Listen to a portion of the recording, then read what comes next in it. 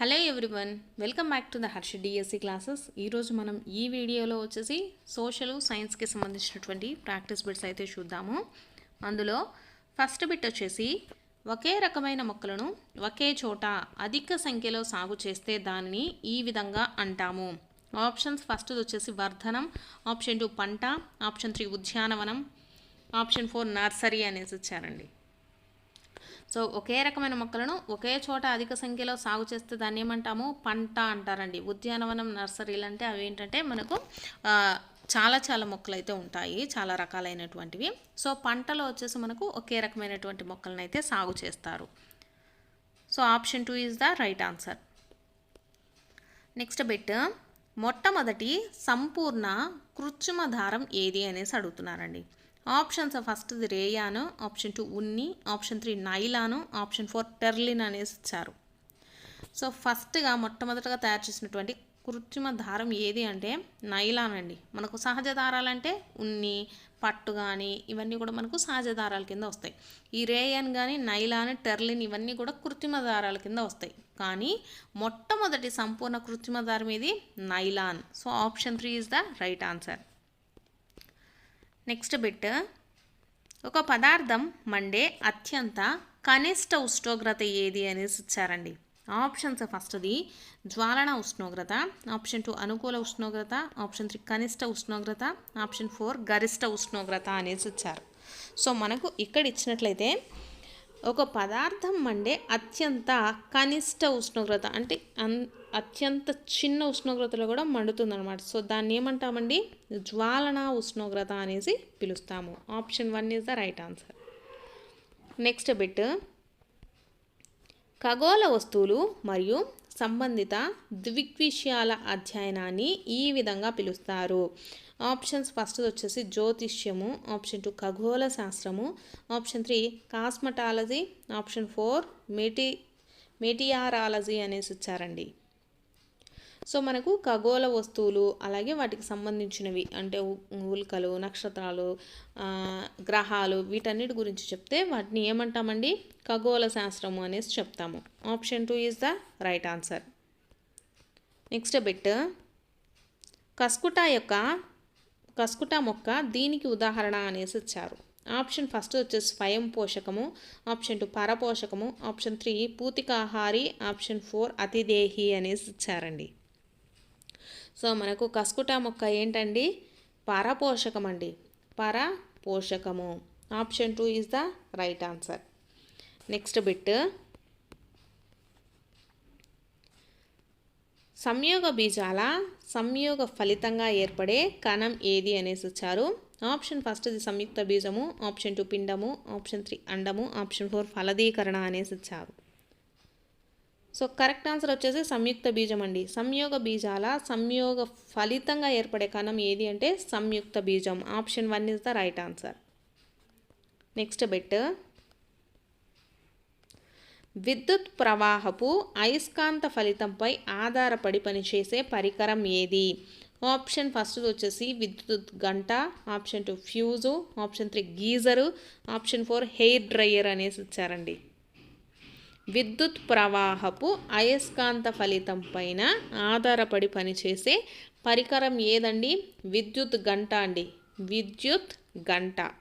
Next bit, భారతదేశపు మొట్టమొదటి reserve అటవీ ప్రాంతం. ఆప్షన్ ఫస్ట్ వచ్చేసి జిమ్ కార్బెట్ జాతీయ ఉద్యానవనము, ఆప్షన్ 2 కొండపల్లి రిజర్వ్ అటవీ ప్రాంతము, ఆప్షన్ 3 నీలగిరి జీవావరణ రిజర్వ్, ఆప్షన్ 4 సాత్పురా జాతీయ ఉద్యానవనం అనేసి వచ్చారు. భారతదేశంలో మొట్టమొదటి రిజర్వ్ అటవీ ప్రాంతం ఏదండి? సాత్పురా జాతీయ ఉద్యానం అండి. Option 4 is the right answer. Next bit, సామాజిక ఉద్యమకారుడు బెజవాడ విల్సన్కు ఇచ్చిన అవార్డు. ఆప్షన్ ఫస్ట్ వచ్చేసి Booker prize, option 2 Ramon Magsaysay award, option 3 Jnanpith award, option 4 Pulitzers అనేసి ఇచ్చారండి. సో మనకు సామాజిక ఉద్యమకారుడైనటువంటి బెజవాడ విల్సన్కు ఇచ్చినటువంటి అవార్డు వచ్చేసి ఏంటండి? Ramon Magsaysay award. Option 2 is the right answer. Next bit, గుండెలోని పై 2 గదులు. ఆప్షన్స్ ఫస్ట్ దమనులు, ఆప్షన్ 2 కర్ణికలు, ఆప్షన్ 3 సిరలు, ఆప్షన్ 4 జఠరికలు అనేసి ఇచ్చారండి. గుండెలోని పై 2 గదులను ఏమంటామండి? కర్ణికలు అనేసి పిలుస్తామండి. Option 2 is the right answer. Next bit, అధికంగా ఉన్న ఉత్పత్తులు లేదా వస్తువులను ఇతర దేశాలకు పంపే విధానం ఏది అనేసి ఇచ్చారు. ఆప్షన్స్ ఫస్ట్ దిగుమతి, ఆప్షన్ 2 ఉత్పత్తి, ఆప్షన్ 3 వినియోగము, ఆప్షన్ 4 ఎగుమతి అనేసి ఇచ్చారండి. మనము మన దేశంలో ఎక్కువగా ఉన్న వాటిని ఇతర దేశాలకు పంపిస్తే దాన్ని ఏమంటామండి? ఎగుమతి అంటాము. సో అక్కడి నుంచి మనం తీసుకుంటే దిగుమతి అనేసి పిలుస్తారండి. సో ఇక్కడ మనకు option 4 is the right answer అండి. నెక్స్ట్ బిట్, అయస్కాంత పదార్థ జతను ఎన్నుకోండి అనేసి ఇచ్చారు. ఆప్షన్స్ ఫస్ట్ ఇనుము కోబాల్ట్, ఆప్షన్ 2 ఇనుము సిలికాన్ ఇచ్చారు, ఆప్షన్ 3 సిలికాన్ నిఖేల్, ఆప్షన్ 4 సిలికాన్ రాగి అనేసి ఇచ్చారండి. అయస్కాంత పదార్థ జతలు ఏంటి అండి? ఇనుము కోబాల్ట్, ఈ 2 కూడా మనకు అయస్కాంత పదార్థ జత. నెక్స్ట్ సోషల్ స్టడీస్కి సంబంధించి క్వశ్చన్స్ చూద్దాము. బొబ్బిలి యుద్ధము వీరి మధ్య జరిగింది. సో ఇక్కడ మనకు విజయనగరము గజపతులు బొబ్బిలికి, బొబ్బిలి బ్రిటిషు, విజయనగరం బొబ్బిలి అనేసి వచ్చారండి.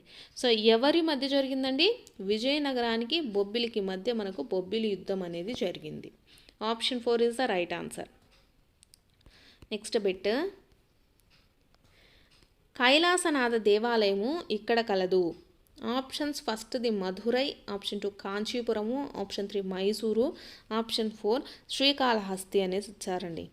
కైలాసనాథ దేవాలయం వచ్చేసి మనకి ఎక్కడుందండి? కాంచీపురంలో ఉంది. Option 2 is the right answer. Next bit, ప్రపంచ జల దినోత్సవాన్ని ఎప్పుడు జరుపుకుంటారు అనేసి ఇచ్చారు. ఆప్షన్ ఫస్ట్ ది మార్చి 22, option 2 April 22, option 3 May 22, option 4 June 22 అనేసి ఇచ్చారు. సో ఎప్పుడండి? మార్చి 22న వచ్చేసి మనము ప్రపంచ జల దినోత్సవాన్ని జరుపుకుంటాము. నెక్స్ట్ బిట్, విస్థాపన వ్యవసాయానికి సంబంధించి సరికాని జతను గుర్తించండి అనేసి ఇచ్చారు. జుమ్మింగ్ అని ఈశాన్య భారతదేశం, ఆప్షన్ 2 మిల్ఫా అని మెక్సికో, రోకా వచ్చేసి బ్రెజిల్, లేదాంగ్ వచ్చేసి అర్జెంటీనా అనేసి ఇచ్చారు. సరికానిది వచ్చేసి లేదాంగ్ అర్జెంటీనా అనేది సరికాదండి. Option 4 is the right answer.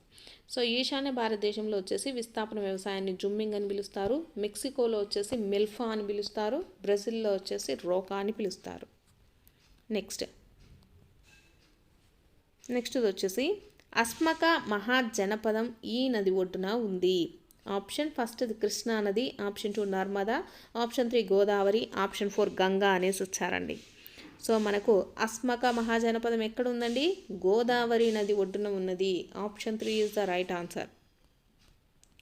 Next bit, Arya సత్యాలు వీరి యొక్క బోధనలు. ఆప్షన్ ఫస్ట్ వచ్చేసి గౌతమ బుద్ధుడు, ఆప్షన్ 2 మహావీరుడు, ఆప్షన్ 3 గురునానక్, ఆప్షన్ 4 యేసుక్రీస్తు అనేసి వచ్చారండి. ఆర్య సత్యాలను బోధించిన వాళ్ళు ఎవరండి? గౌతమ బుద్ధుడు.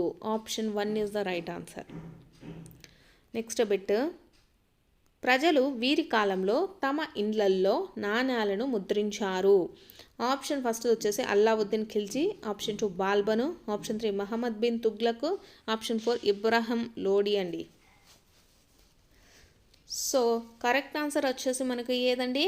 మహమ్మద్ బిన్ తుగ్లక్. మనకు మహమ్మద్ బిన్ తుగ్లక్ టైంలో వచ్చేసి ఎవరి ఇళ్ళల్లో వాళ్ళు నాణ్యాలను అయితే ముద్రించుకునేవారు. నెక్స్ట్, బ్రిటిష్ ఇండియాలో ఇతని కాలంలో శాశ్వత శిస్తు నిర్ణయ పద్ధతి ప్రవేశపెట్టింది. ఆప్షన్ ఫస్ట్ వచ్చేసి Lord Dalhousie, option 2 Lord Ripon, option 3 Lord Hunter, option 4 Charles Cornwallis అన్నారండి. సో మనకు శాశ్వత శిస్తు నిర్ణయ పద్ధతిని ప్రవేశపెట్టింది ఎవరండి? Charles Cornwallis. Option 4 is the right answer. Next bit, Kondapalli కోటను నిర్మించినది ఎవరు అని ఇచ్చారు. ఆప్షన్స్ ఫస్ట్ది కాకతీయులు, ఆప్షన్ 2 మున్సూరి నాయకులు, ఆప్షన్ 3 చోళులు, ఆప్షన్ 4 విజయనగర రాజులు అనేసి ఇచ్చారండి. కొండపల్లి కోట అండి. కొండపల్లి కోటను కట్టించింది ఎవరు? మున్సూరి నాయకులు. Option 2 is the right answer. Next bit, మౌర్యుల పరిపాలన గురించి తెలుసుకోవటానికి ఈ గ్రంథము ఒక ఆధారము. ఆప్షన్స్, ఫస్ట్ ది Kridabhiramamu, option 2 Kadambari, option 3 Indica, option 4 Kumarasambhavam అనేసి ఇచ్చారండి. సో మనకు ఏ బుక్ చూస్తే తెలుస్తుందండి? ఇండికా అండి. ఇండికా అనేటటువంటి గ్రంథంను చూడడం వల్ల మనకు మౌర్యుల యొక్క పరిపాలన గురించి తెలుసుకోవచ్చును. నెక్స్ట్ బిట్, కాకతీయుల కాలంలో పేర్ని నాట్యాన్ని ఈ సమయంలో ప్రదర్శించేవారు. ఆప్షన్స్, ఫస్ట్ వచ్చేసి పంట కోత టైంలో, ఆప్షన్ 2 పండుగ, ఆప్షన్ 3 యజ్ఞాలు, ఆప్షన్ 4 యుద్ధాల టైంలో అనేసి ఇచ్చారండి. మనకు కాకతీయుల కాలంలో వచ్చేసి ఈ పేర్ని నాటకం వచ్చేసి చాలా ఎక్కువగా ప్రదర్శిస్తూ ఉండేవాళ్ళండి. సో చాలా బాగా అయితే ఉంటుందనేసి మనకు పిక్చర్స్ కూడా ఇచ్చారండి టెక్స్ట్ బుక్లో. సో దీంట్లో ఎప్పుడు ప్రదర్శిస్తారంటే వీళ్ళు యుద్ధాల సమయంలో పిలుస్తారు. యుద్ధాల సమయంలో ఈ నాట్యాన్ని అయితే చేయడం జరుగుతుంది. So option 4 is the right answer. Next bit చూద్దాం. ప్రపంచంలో జల విద్యుత్తును అభివృద్ధి చేసిన మొదటి దేశం ఏది అనేసి ఇచ్చారండి. Options, first the Norway, option 2 Japan, option 3 Australia, option 4 Germany. ప్రపంచంలో జల విద్యుత్తును అభివృద్ధి చేసినటువంటి మొట్టమొదటి దేశం ఏదండి? Norway. Option 1 is the right answer. Next bit, ఇవి వచ్చేసి మనకు మెథడాలజీకి సంబంధించినటువంటివండి. పాఠశాలల్లో నిర్దేశించిన లక్ష్యాలను ఉద్దేశాలను రూపుదిద్దేటట్లు చేయడానికి ఒక కళాకారుడిలాగా ఉపాధ్యాయుడు ఉపయోగించే సాధనమే కరికులం అన్నది ఎవరు? ఆప్షన్స్, ఫస్ట్ వచ్చేసి John Dewey, option 2 Ryburn, option 3 వచ్చేసి బీడి భాటియా, ఆప్షన్ 4 వచ్చేసి కన్నింగ్ హోమ్ అండి.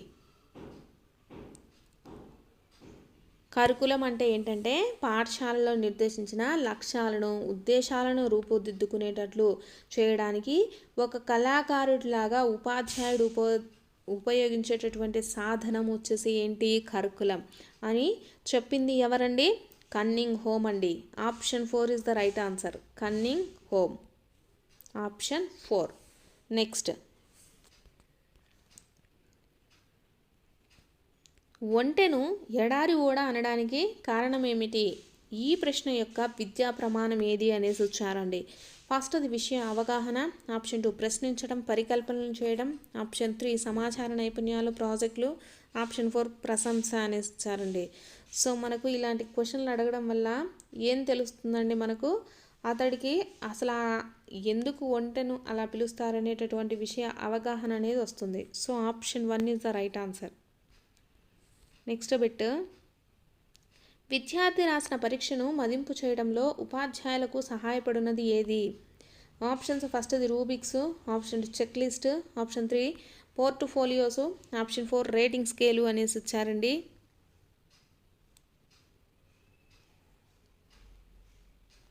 సో విద్యార్థి రాసిన పరీక్షను మదింపు చేయటంలో ఉపాధ్యాయులకు సహాయపడేది ఏంటండి?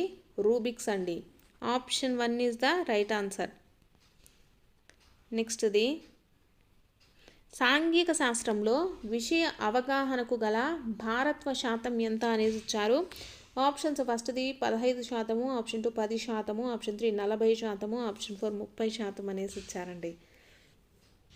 సో మొత్తం ఎంత శాతం ఉంటుందండి? 40% ఉంటుందండి. సాంఘిక శాస్త్రంలో విషయ అవగాహనకు సంబంధించి మనకు ఎంత భారత్వాన్ని ఇస్తారంటే 40%. నెక్స్ట్ బిట్, పిల్లలు రాసిన కథలు, గేయాలు, చిత్రాలు మరియు ఉత్తరాలు ఉన్న దస్రాన్ని ఇలా పిలుస్తారు. Options, first portfolio, option 2 diary, option 3 సంఘటన రచనా రికార్డు, ఆప్షన్ 4 కేస్ స్టడీస్ అనేసి ఇచ్చారండి. సో ఇవన్నీ కూడా మనకు దేంట్లో ఉంటాయండి? పోర్ట్ఫోలియోలో ఉంటాయండి. పిల్లలు రాసినటువంటి కథలు కానీ, గేయాలు, చిత్రాలు, ఉత్తరాలు ఇవన్నీ కూడా మనకు దేంట్లో ఉంటాయి? పోర్ట్ఫోలియోలో ఉంటాయి. Option 1 is the right answer. Next bit, విద్యా లక్ష్యాలను ఎంతవరకు సాధించడం జరిగిందో తెలుసుకునే విధానమే మూల్యాంకనం అని నిర్వచించింది ఎవరు అనేసి ఇచ్చారు. ఆప్షన్స్ ఫస్ట్ది Billard, option 2 NCERT, option 3 Ralph Tyler, option 4 Benjamin అనేసి ఇచ్చారండి. విద్యా లక్ష్యాలను ఎంతవరకు సాధించడం జరిగిందో తెలుసుకునే విధానమే మూల్యాంకనము అని నిర్వచించింది ఎవరండి? రాల్ఫ్ టైలర్ అండి. Ralph Tyler. Option 3 is the right answer. So ఇవి వచ్చేసి మనకు సైన్స్ సోషల్కి సంబంధించినటువంటి ప్రాక్టీస్ బిట్స్ అండి. మీకు కనుక వీడియో నచ్చినట్లయితే తప్పకుండా లైక్ చేసి సబ్స్క్రైబ్ కూడా చేసుకోండి.